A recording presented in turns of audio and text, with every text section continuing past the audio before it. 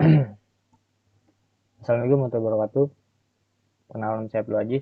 Pada video kali ini saya akan menjawab dua soal terkait soal ujian tengah semester mata kuliah Rekayasa Sistem Berorientasi Objek. Langsung saja saya ke soalnya. Soal yang pertama, berikan penjelasan tentang konsep IoT. Internet of Things atau biasa disebut dengan IoT merupakan suatu konsep atau program di mana sebuah objek memiliki kemampuan untuk mentransmisikan data atau mengirim data melalui jaringan tanpa menggunakan bantuan perangkat komputer atau manusia. Internet of Things atau biasa disebut dengan IoT ini sedang mengalami banyak perkembangan. Perkembangan IoT dapat dilihat mulai dari tingkat konvergensi teknologi nirkabel, mikroelektromechanical atau MEMS, internet, dan QR code atau quick response code. IoT juga sering didefinisikan dengan RFID atau Radio Frequency Identification sebagai metode komunikasi. Di dalam IoT terdapat 5 unsur pembentuk dari internet tersebut. Juga contoh kecerdasan buatan, konektivitas, sensor, dan lain sebagainya. Berikut merupakan penjabarannya. Artificial Intelligence atau AI. Dalam bahasa Indonesia berarti kecerdasan buatan. Kecerdasan buatan ini merupakan sebuah penemuan yang dapat memberikan kemampuan bagi setiap teknologi atau mesin untuk berpikir seperti halnya manusia. Jadi AI di sini dilakukan untuk mengumpulkan atau digunakan untuk mengumpulkan data, pemasangan jaringan, dan pengembangan algoritma dari kecerdasan buatan. Sehingga dari yang awalnya sebuah mesin yang hanya dapat melaksanakan perintah dari penggunanya secara langsung, kini dapat melakukan berbagai aktivitas sendiri tanpa menggunakan instruksi dari pengguna. Misalnya saja teknologi AI yang diterapkan pada robot pelayan di sebuah restoran di Jepang. Lalu setelah AI ada konektivitas. Konektivitas atau biasa disebut dengan hubungan koneksi antar jaringan. Dalam sebuah sistem IoT yang terdiri dari perangkat kecil, setiap sistem akan saling terhubung dengan jaringan, sehingga dapat menciptakan kinerja yang lebih efektif dan efisien. Lalu yang ketiga, perangkat ukuran kecil. Di dalam pengembangan teknologi masa kini, semakin kecil sebuah perangkat akan menghasilkan biaya yang lebih sedikit, namun efektivitas dan skalabilitasnya menjadi lebih tinggi. Sehingga di masa yang akan mendatang, manusia dapat lebih mudah menggunakan perangkat teknologi berbasis IoT ini dengan nyaman, tepat, dan efisien. Lalu ada sensor. Sensor merupakan unsur yang menjadi pembeda dari IoT dengan mesin canggih lainnya. Dengan adanya sensor ini, IoT mampu untuk mendefinisikan sebuah instrumen yang mana dapat mengubah IoT dari jaringan standar yang cenderung pasif menjadi sistem aktif yang terintegrasi dengan dunia nyata. Lalu yang terakhir, keterlibatan yang aktif. Banyak mesin modern yang masih menggunakan keterlibatan atau engagement secara pasif. Namun yang menjadi pembeda dari mesin yang lain, IoT telah menerapkan metode paradigma aktif dalam berbagai konten, produk, serta layanan yang tersedia. Lalu ada cara kerja IoT.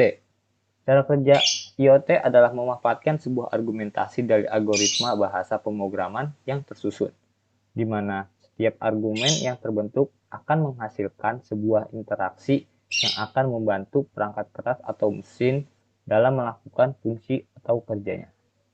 Sehingga mesin tersebut tidak memerlukan lagi bantuan dari manusia dan dapat dikendalikan secara otomatis.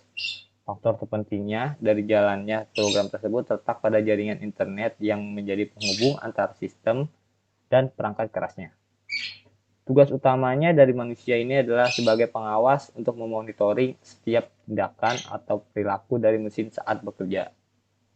Namun, di dalam canggihnya IoT ini, masih ada kendala terbesar dari pengembangan Internet of Things, yaitu adalah sisi sumber daya yang cukup mahal, serta penyusunan jaringan yang sangat kompleks. Biaya pengembangannya juga masih terlampau mahal dan tidak semua kota atau negara telah menggunakan IoT sebagai kebutuhan primer mereka. Lalu ada beberapa contoh Internet of Things dalam kehidupan sehari-hari. Misalnya saja pada bidang kesehatan. Salah satu contoh dari keberadaan IoT dalam dunia kesehatan adalah membantu dalam memproses pendataan detak jantung, mengukur kadar gula tubuh, mengecek suhu tubuh, dan lain sebagainya. Data yang diperoleh akan disimpan dalam penyimpanan data berskala besar. Lalu pada bidang transportasi, teknologi cerdas juga telah mencapai bidang transportasi umum. Biasanya, Anda selalu mengendarai sebuah mobil sendiri dengan sesuai aturan dan kemampuan berkendara yang telah Anda pelajari. Namun, apakah Anda sudah mengetahui saat ini ada penemuan terbaru di mana Anda dapat menjalankan mobil tanpa mengemudi sendiri? Ya betul, salah satunya adalah contoh mobil Tesla. Mobil tersebut dapat berjalan sendiri dengan prosedur dan terprogram dengan baik. Jadi, Anda dapat merasakan sensasi seperti pada sistem autopilot di pesawat. Tahap pengembangannya masih diuji cobakan di beberapa negara maju saja. Lalu ada manfaat dari Internet of Things. Manfaat yang pertama ini adalah memudahkan proses konektivitas antar perangkat atau mesin. Semakin koneksi antar jaringan baik, maka sistem perangkat dapat berjalan dengan lebih cepat dan fleksibel. Ketercapaian efisien, manfaat ini semakin banyak konektivitas jaringan yang terbentuk, maka semakin kecil pula jumlah penurunan waktu yang dibutuhkan untuk melakukan suatu tugas. Sehingga aktivitas dan kinerja manusia menjadi lebih terbantu dengan adanya IoT tersebut. Lalu meningkatkan efektivitas monitoring kegiatan.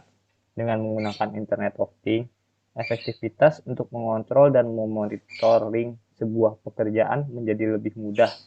Selain itu, teknologi cerdas juga mampu untuk memberikan rekomendasi atau alternatif pekerjaan yang lebih mudah bagi pengguna. Lalu lanjut ke soal yang kedua. Berikan penjelasan tentang implementasi intelligent environment di bidang kesehatan.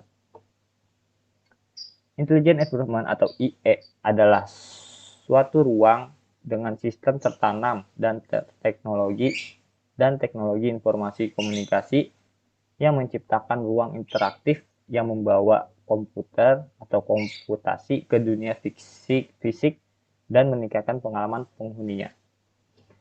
IE menggambarkan lingkungan fisik di mana teknologi, informasi komunikasi, dan sistem sensornya menghilang saat mereka menjadi tertanam ke dalam sebuah objek.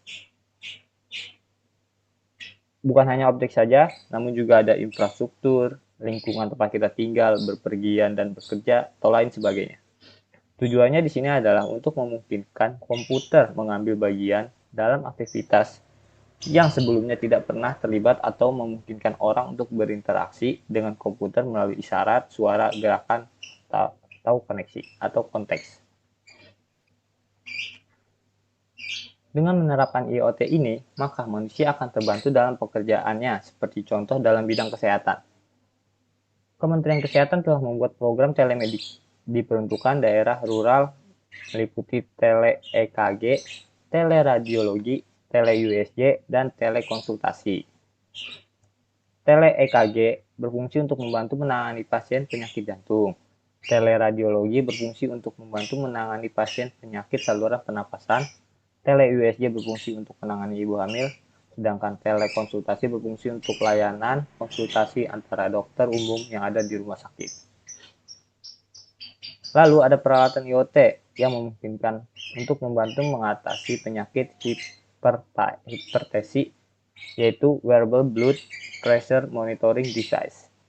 Prinsip kerja alat ini adalah mengukur tekanan darah secara digital yang kemudian datanya dikirim ke smartphone, PC, laptop, atau tablet. Sekian yang dapat saya sampaikan, kurang lebihnya saya mohon maaf. Wabillahi taufiq wal hidayah. Wassalamualaikum warahmatullahi wabarakatuh.